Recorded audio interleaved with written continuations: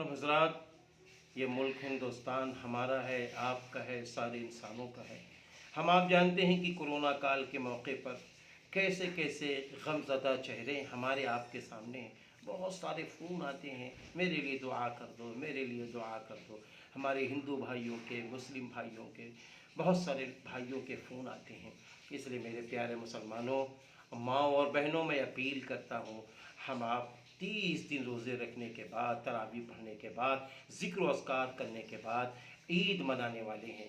हम अल्लाह से दुआ कर दें, इनाम वाली रात, ईद की रात में भी दुआ करें, ईद उल फित्र के दिन भी दुआ करें।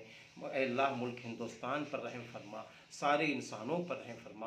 वो हमारा हिंदू भाई हो, सिख हो, ईसाई हो, कोई भी हो, सबकी बीमारी में शिफा अता फरमा, सबकी मदद फरमा और कोरोना जैसी वबा का ख़ात्मा फरमा। या अल्लाह, जितने गमज़दा चेहरे हैं, परेशान हाल हैं, या अल्लाह, किसी की माँ, किसी का बाप, किसी का भाई, किसी की बीवी, किसी की बेटी, किसी की बच्ची दुनिया से चली गई, या अल्लाह, सबके घर वालों की मदद फरमा।